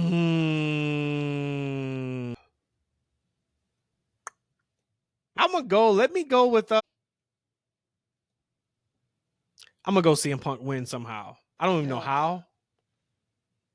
I don't know how, because it's got to be shenanigans in the game. Regardless, it's got to be shenanigans. CM Punk wins by the help of his dog. Dog takes a flight to Berlin. His ugly ass dog Larry. Larry comes in, bites Drew McIntyre. He has rabies. Drew McIntyre falls down. Punk hits all four corners. Ding, ding, ding. We're off to the main card of the show. This is going to be on the pre-show. E, who do you want to win? There's no way. I don't know. I'm not invested in either one. I'm good either way, but I don't think there's no way that Punk loses this match. The babyface can't lose 2 times in a row, especially when the heel still wearing the man's bracelet. That man gets his bracelet back. And he gets beat up and get it taken from him again. That man's getting his bracelet back. There's no way that a babyface is losing twice in a row and then he doesn't get his property back. Hey, Punk is from Chicago. How you get your chain ran twice? Like, I mean, like, real talk. This is from Lockport. Yeah, I want to say that's why he's not from Chicago. Got it. All right, so probably the most layered and tenured storyline that we have in WWE. So we have the Terror Twins, is what they call it. Terror Twins. Yes, versus now we talking. Dirty Dom now and we Liv talking. Morgan for the mixed tag team match. Even though this is a house show main event, if I've ever seen one, in a good way. Now we talking. I'm invested in this one. E, I'll still let you go first, but I'm invested in this one. Oh yeah, definitely want to see it. I'm more interested in what's next with the story again on this one. Yep. But I don't see Dom and Liv winning. part of the whole thing with the Judgment Day and the Terror Twins, Rhea has been built like a monster for over 2 years almost, right? I have a hard time believing that Liv can get the best of her physically. Like, even like that. Yeah, she was beating guys up. Like, I just. She was beating guys up. Yeah. She riptide in JD. She riptide in JD. Yeah, it's hard for me to believe that she really can stand on par without help. But she's got help. That's why Judgment Day's there, right? They haven't really interfered in their physicality. Like Rhea gets involved in the Judgment Days, the other men, right? But no one's kind of running interference for Rhea against Liv. Like, Liv just somehow slips out of it somehow, and then she's throwing her into, like, it's a miss for me. But I definitely don't see this. I see the Twins winning.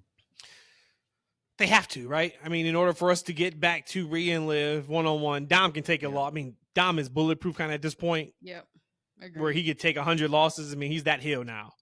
And then he still gets the heat. And now he got 2 wins over his daddy. Yeah, buddy, all because of Liv. Now. He's a made man now. He could do whatever he wants. All because of Liv. Shout out to Liv. And we see that they're intentionally not giving Finn and Damian physicality, right? Yeah. Like, Finn always slips out. Oh, hey, you may just gave us the finish.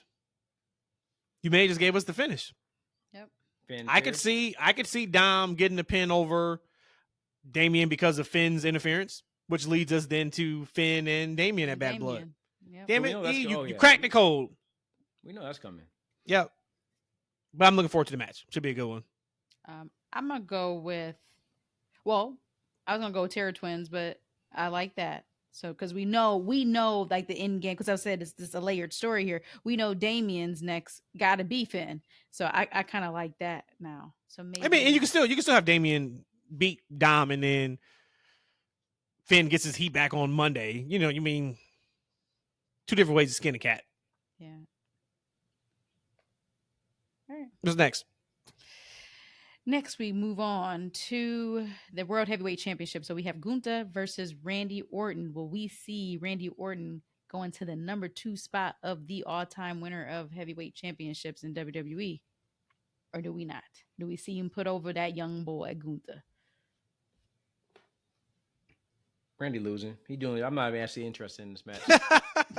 I think that the winner is Gunther by such a long stretch that I'm not interested in seeing the match, to be honest. E is so funny. E hates 2002 to 2021 WWE. He don't like Orton. He don't like Cena. He don't like Brock. Who do you like from like who was at the top of the card from that time period? New Day. All right. Matt, So what you got? I was watching Orton. And I'm so happy for Orton, man. Like, I changed my mind. I don't want him to turn the heel. Now, granted, I don't know how long these big pops can last for him and people singing his theme song, but you can tell he genuinely appreciates and enjoys being a babyface right now and the reactions and responses he's getting from these crowds. He's I don't want them to- autographs walking down to the ring. Yeah. I talked you into it. Yeah, I don't want them to. Well, he's a much, much bigger babyface right now, even I thought he would be in terms of the response from the crowd. I don't break that up just for him to lose to Cody. Like if there was a chance he would beat Cody, okay, we know it ain't no chance. You know what I'm saying? Like Bushman had on YouTube, maybe in the last episode, he asked when we were talking about the Cody reign, and he had said, "So when does Cody reign go from where it's at now to like greater excellent?" I said, "Rumble Mania build. That's when we'll see that go where it needs to go, because then you're going to have your major stars involved." But so I don't want him turn heel. I would love for him to he's going to get that 15th championship. You just can't do it to Gunther. Gunther ain't even defended the title yet. I guess Gunther don't work Mondays. Because that man comes out, shits on the crowd a little bit, tell Orton he old, and that's about it. So Gunther has to win. And it's in Berlin. Yeah. So I then got two things real quick before you go, Rhodesia. I think the next evolution for Cody's title reign is the next story that he has his sinking seat in. He doesn't have a story right now. Like, right? I'm not sure he's gonna be injected into the bloodline, but that's Roman's story. Right? Yeah, He might get injected into it. The next one's gonna be for him is gonna be that. And when it comes to like Randy Orton's 15th, I think that's gonna be like Roman catching Hogan. I think it's nice to talk about, but I don't think it matters if it happens or not, to be honest with you. I don't think it's in the big WWE's plan. Really? Think about the trajectory that they have for these wrestlers at the top of the card. You think they're going to put it on pause just to give him a title run? I mean, if it's going to happen, it's going to happen on Raw. But, you know. Well, remember, he signed a 5-year deal, so we got 5 years to get there. Damn, he's going to be like 60 years old? Yeah, still rocking it. Still hearing voices in his head. Hey, I got a quick question, Rhodesia, before you go. Rhodesia. What is the lyrics to the beginning of Randy Orton's song? He goes, "I hear voices in my head. They talk to me." Oh, I'm sorry. No, that's the second part. "I hear voices in my head." What's the next line? See, I'm getting confused with the MGK song. Go ahead and sing it. I hear voices in the air. I hear Nope. it loud. No, not that one. Oh. Oh, my God. Telling me listen. He said, "Oh my God, I hear voices in my head." They talk to me. They understand. They talk to me. Incorrect. I don't know. E, do you know? Of course I don't know. So, Did you know before you found it out? no. Oh, okay. So, but I always knew that didn't make sense. But is that what you thought? What I just said? Yes, because Okay. that's the only thing that you think makes sense. But it doesn't make sense for them to say they talk to me, they understand, they talk to me. Like no song is structured like that. Okay. I hear voices in my head. Hey, what's the producer's name? If they made it, it's possible. Hey, relax. No, you see, they heating up people now. Like I said, right? They come through and they need to come through. I hear voices in my head. They counsel me. They understand. They talk to me. Those are the lyrics. Nice. Makes much more sense. I got tired of like not understanding what I'm like. I got to look it up. That's what it was. I've been listening to this man's music since 2003. Hey, yo, before I go on this, man, we talking about knowing lyrics. Hey, Eshaun, Matt told me the lyrics to Solos. Man, I'm hyped now. I'm hyped. All right, anyways, I think I want Gunther to win. I don't think this is a time. I mean, this would be a great time for Randy to win it, but again, not at the expense of you gave Gunther this hell of a run for 2 years. You put him in his position now to be this champion. You don't want to just lose all that in vain by giving Orton his 15 right now. However, maybe I should ask this spin of a question, and I don't know the answer, but the question is, how will Gunther win? What finishing move will he give to Randy Orton? Because I think there's going to be one particular one because kind of just of the story that they're telling. I don't think you're going to swagger jack and take the RKO, but how do you think Gunther's going to beat Orton? That's a great question because we know Gunther don't believe in Gunther he wrestles like he's playing a video game. Like he don't care how he finishes you. He just going to finish you. Mm-hmm. It would be poetic justice for him to win in a roll up. Okay. You know, because I don't know if this is it. Well, it's got to be it, right? Like, and then just a real quick digress. I was watching Raw, and I just look at their major players, and like when they move on to the next storylines, all of them, man, they're just so super hot right now. You brought up Jey earlier. Like, okay, if he takes on Brown, if he doesn't, his next story, Gunther's next story, Orton's next story, Cody's next story, like. Nobody outside of the Judgment Day and Punk and Drew are in the bloodline in like long-term stories. It feels like everybody's story is either they're about to get going with somebody else or it's about to wrap up with who they're feuding with to get to the next story. And I'm sure that's by design because hell, after we get through Bad Blood, we're going to look at Survivor Series and we'll see how that's matched up. And then we're in Royal Rumble season. It's really cool to see. But, I don't know. Or no, you know what? Orton is going to put Gunther over decisively. Because the first one was not. He's going to put him over decisively in his home country. Okay, so then what move is that? I don't know. It's be a move that Gunther hasn't won with in the last 6 months. Okay. What finishing move Gunther's going to deliver? What's this coup de grace? I don't know. I mean, he got a boring looking sleeper. He got a lazy looking closesline. He got an average looking power bomb. Whoa, big time. He can use any of them generic ass looking moves to win. I mean, it don't matter. Are you turning on Gunther already? Oh no, I like Gunther. He just don't have a good looking finish. That's why you surprised when he win. Like, oh, that's why he beat him. Oh, wow. He is on one tonight. I like it though. Keep it up. Rhodesia, before you get to the main event, you can't just skip over. And I let you. Still do your thing.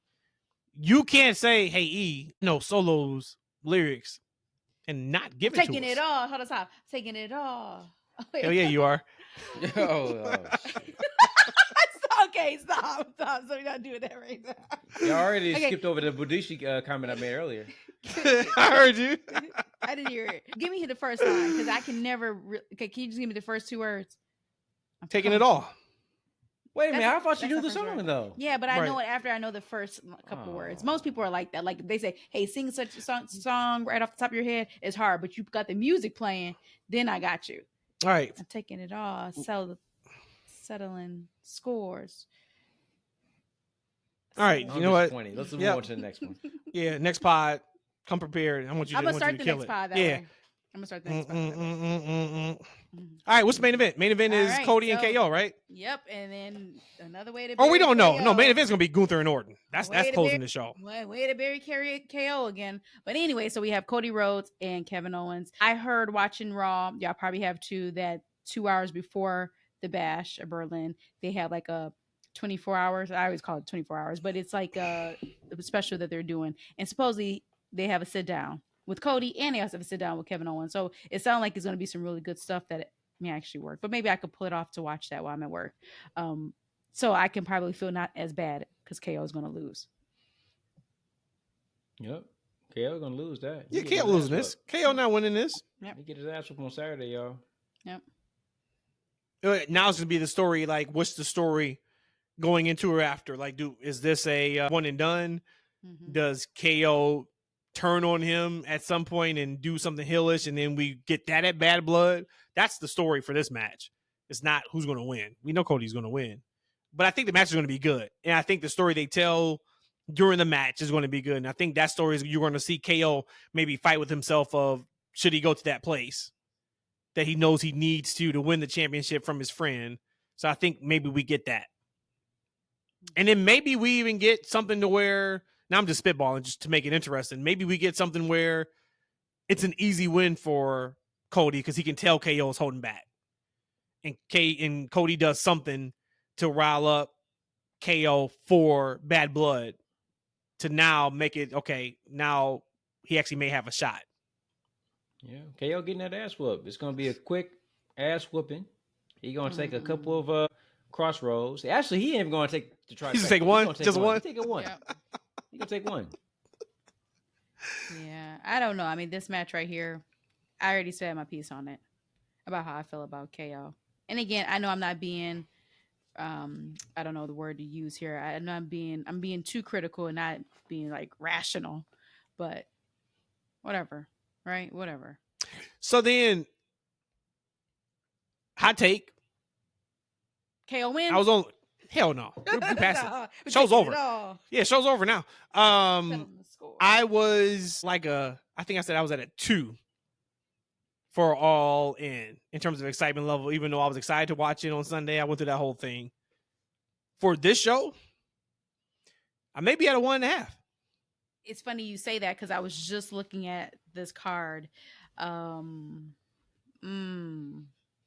I know it's going to be overall. I'm going to be entertained, and especially because it's on always, Saturday. always. It's on Saturday, but it's a Sunday WWE night. PLE. Yep. You know they're going to work hard. Yep. Once again, whenever we talk about anything negative outside of evidently Britt Baker, it's never about the work. It's always about how they've been set up and the storylines and such. We know that the show is going to be wrestled well.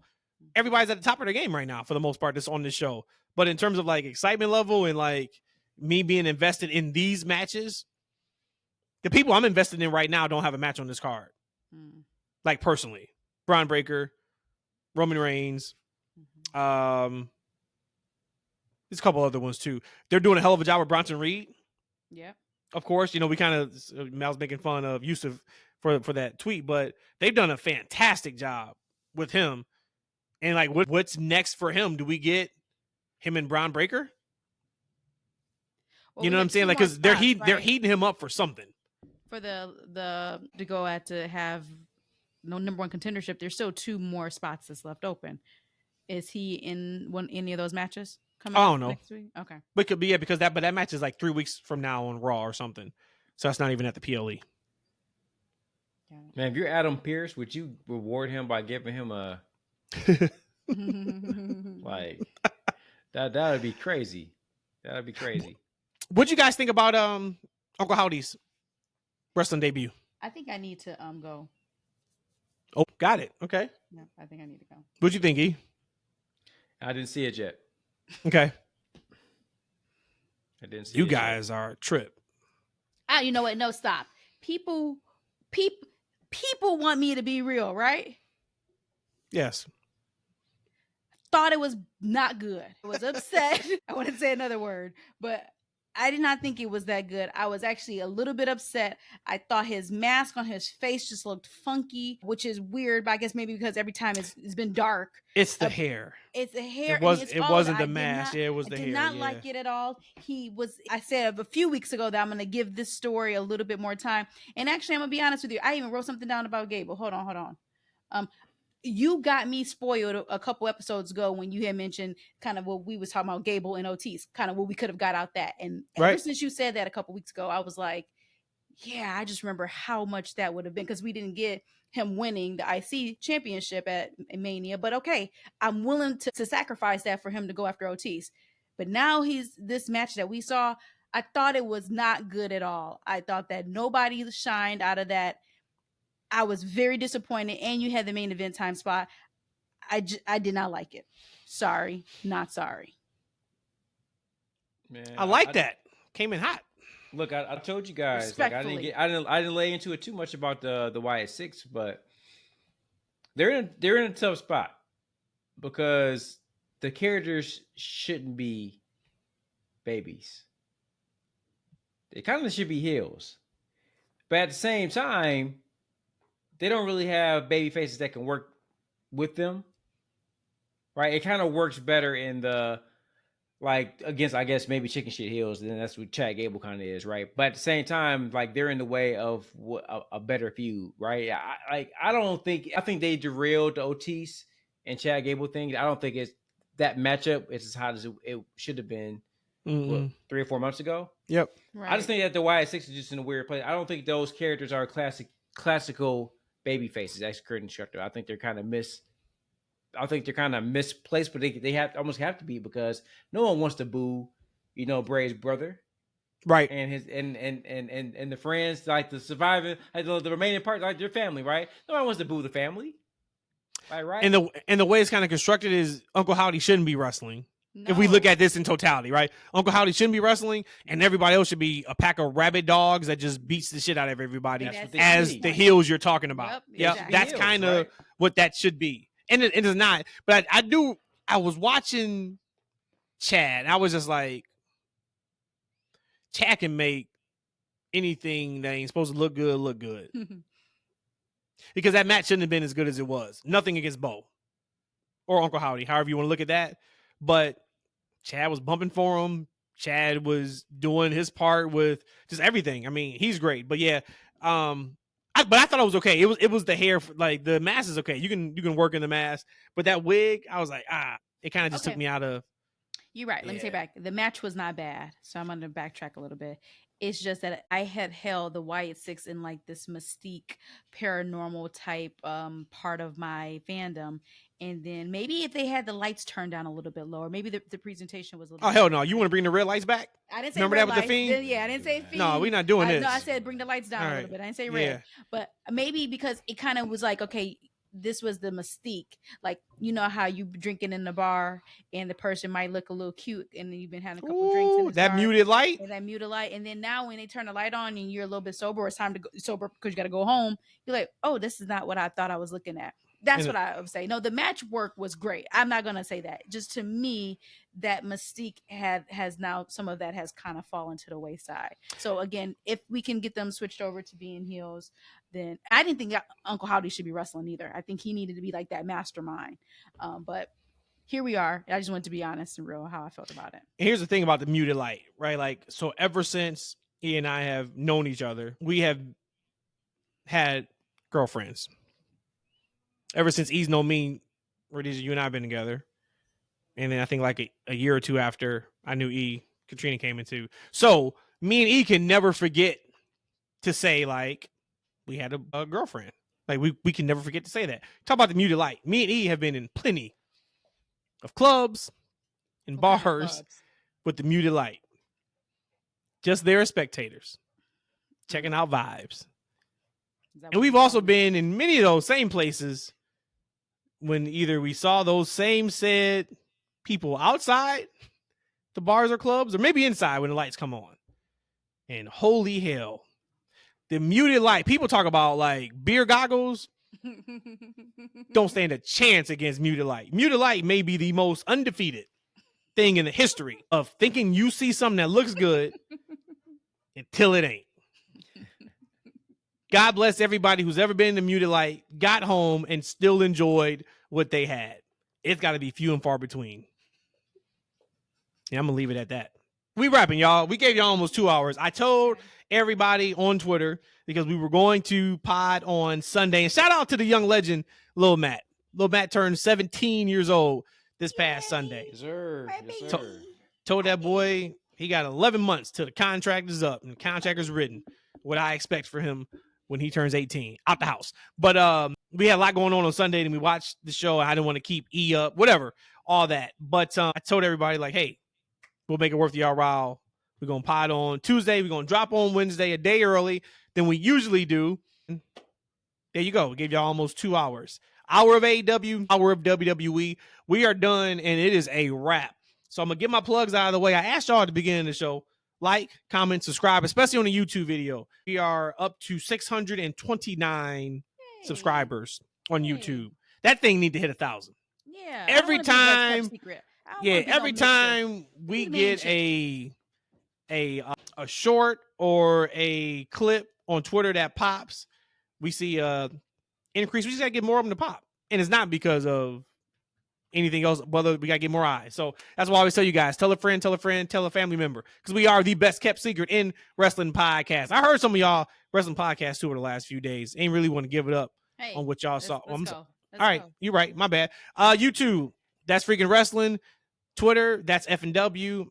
I ain't even gonna shout out Instagram till we get stuff figured out over there. But we on Instagram too, kind of. IG.